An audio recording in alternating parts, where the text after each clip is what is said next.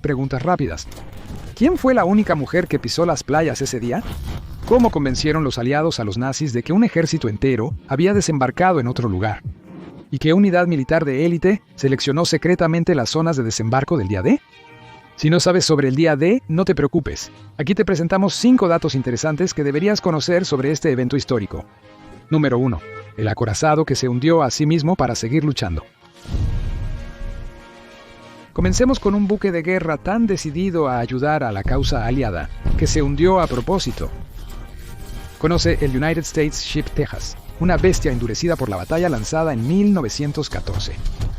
Un acorazado de clase Nueva York estaba a la vanguardia en su día, siendo el primer buque de guerra estadounidense con armas antiaéreas y sistemas modernos de control de fuego que dieron forma al combate naval moderno. En la Primera Guerra Mundial, escoltó al presidente Woodrow Wilson a Francia para el Tratado de Versalles. Entre las guerras, sirvió como palacio flotante para comandantes estadounidenses y llevó al presidente Calvin Coolidge a la Conferencia Panamericana en Cuba. Avanzamos hasta la Segunda Guerra Mundial. A pesar de sus casi 30 años, el USS Texas seguía activo. Tras importantes actualizaciones, se sumó al asalto anfibio más osado de la historia. En el día D, estaba frente a la playa de Omaha, con la tarea de apoyar a la 29ª Infantería de los Estados Unidos y a los batallones de Rangers segundo y quinto en Point du Hoc. Su potencia de fuego era asombrosa, 255 proyectiles en solo 34 minutos. Para comparar, durante la Operación Antorcha en el norte de África, solo disparó 300 proyectiles durante 8 días. Pero su momento más audaz llegó una semana después. Con la línea del frente retrocediendo, los objetivos alemanes quedaron fuera de alcance. Las armas no podían apuntar lo suficientemente alto, así que la tripulación tomó una decisión radical. Hundirían el USS Texas a propósito. Al inundar los compartimentos de torpedos de estribor, inclinaron todo el barco 2 grados, lo justo para que los cañones de babor pudieran alinearse y disparar hacia tierra firme. Fue una apuesta increíble, pero funcionó. Esta audaz maniobra mantuvo al USS Texas en la lucha, permitiéndole seguir apoyando a las tropas mientras avanzaban heroicamente hacia territorio enemigo. 2. ¿Cómo los aliados engañaron a los nazis con espantapájaros? El día D no solo fue una invasión militar, sino también una clase magistral en engaño. En la noche del 5 al 6 de junio de 1944 se lanzó la Operación Titanic. Su objetivo fue engañar a los nazis, haciéndoles creer que las tropas aerotransportadas aterrizaban en lugares incorrectos. Entran en escena los Ruperts, alrededor de 500 muñecos equipados con paracaídas hechos de sacos de yute rellenos de paja. Medían solo 1 metro de altura, pero desde el suelo parecían reales, especialmente cuando algunos estaban trucados con explosivos que simulaban paracaídas autodestructivos. Escuadrones especiales de la Real Fuerza Aérea Británica lanzaron estos espantapájaros por toda Normandía, principalmente al sur de donde aterrizaban los verdaderos paracaidistas. Cerca de Cannes y Saint-Valery-en-Caux, algunos operativos del Servicio Aéreo Especial incluso saltaron junto a los Ruperts, instalando altavoces para reproducir ruidos falsos de batalla, disparos, gritos, pasos sobre la grava. Funcionó, las radios nazis reportaron paracaidistas fantasmas inexistentes. Unidades alemanas completas como el Regimiento de Granaderos 915 fueron desviadas lejos de las playas reales en respuesta. En efecto, espantapájaros falsos salvaron vidas reales. Sin la Operación Titanic, puede que no tuviéramos las historias de la 101ª aerotransportada. De hecho, sin Ruperts podría no haber banda de hermanos. Número 3. La única mujer que pisó la playa de Omaha. Se suponía que las playas de Normandía eran una zona solo para hombres, pero a Martha Gellhorn no le importaban mucho las reglas. Nacida en 1908, Gellhorn era una valiente corresponsal de guerra cuando no se esperaba que las mujeres hicieran ese tipo de cosas.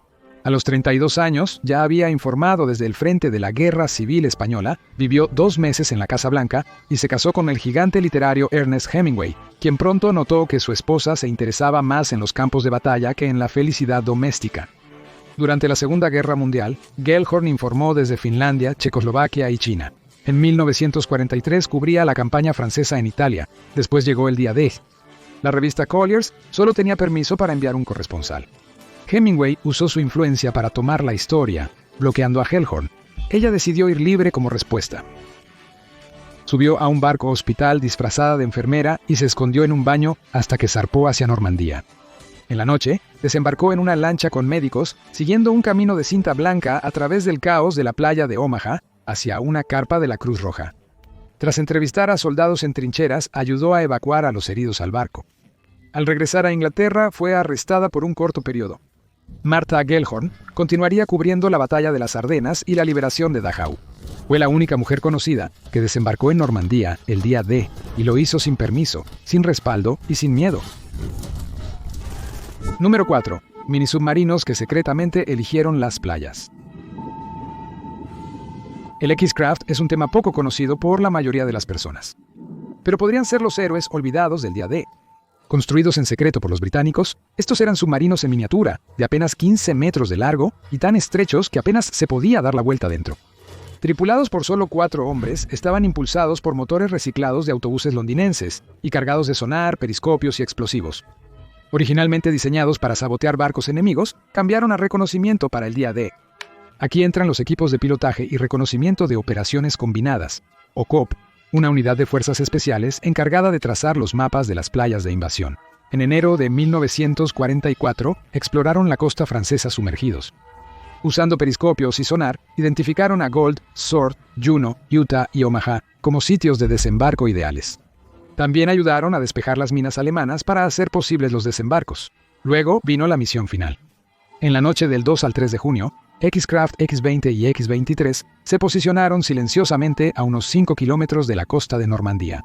Su trabajo: marcar zonas de desembarco con luces de señalización, sondeos de eco y balizas de radio sin detección. Fueron las primeras unidades aliadas en entrar a Francia, pero el día D se retrasó debido al mal tiempo. Los submarinos solo tenían 64 horas de oxígeno. Si la invasión se hubiera retrasado más, habrían emergido, arruinando la operación. Por suerte, el clima mejoró justo a tiempo. Usando bencedrina para estar despiertos, los hombres aguantaron la respiración, literal y metafóricamente, hasta el 5 de junio. Bajo su guía, la flota invasora llegó a las playas precisamente donde se requería. Actualmente, solo un X-Craft sigue existiendo. Se encuentra tranquilamente en el Museo de Submarinos de la Marina Real en Gosport, pero su historia merece mucho más ruido. Número 5. El oleoducto submarino del que nunca has oído hablar. Es una cosa invadir un continente. Abastecer los vehículos y aeronaves que mantienen el avance es otra tarea crucial. Entra en la Operación Pluto, abreviatura de Pipeline Under the Ocean. En 1942, los ingenieros británicos desarrollaron una idea descabellada, ya que los petroleros eran muy lentos y vulnerables. Se propusieron 2 tipos de tuberías para construir un oleoducto bajo el Canal de la Mancha. Las tuberías Hayes de acero y plomo se instalaron usando barcos modificados de tendido de cables. Las tuberías Hamel, de acero rígido, se desplegaron usando enormes carretes flotantes llamados enigmas.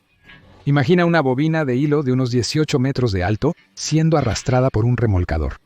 Las tuberías irían desde la isla de White hasta Cherburgo, Francia, manteniendo total discreción. Las estaciones de bombeo se ocultaban como villas costeras, viejos fuertes e incluso parques de diversiones. Un muelle de petróleo falso fue construido en Dover para engañar a la Luftwaffe. Las máquinas de viento simulaban construcción levantando polvo. El rey Jorge VI visitó el sitio falso para reforzar la ilusión. Este engaño funcionó. 2 meses después del día D, la primera tubería entró en funcionamiento. Finalmente, 17 líneas entregaron más de 3.500 toneladas de combustible al día a las líneas del frente. La Operación Pluto fue un milagro logístico inesperado que permitió a los aliados avanzar sin quedarse sin combustible. Literalmente. Así que ahí lo tienes. Acorazados que se autohundieron, corresponsales de guerra femeninas rebeldes, espantapájaros paracaidistas, minisubmarinos con misiones de película de espías y un oleoducto submarino que alteró el rumbo de la guerra. El día D no se trataba solo de fuerza bruta, se trataba de innovación, engaño y mucha valentía. Ahora conoces 5 historias que demostraron que el 6 de junio de 1944 fue aún más asombroso de lo que pensabas.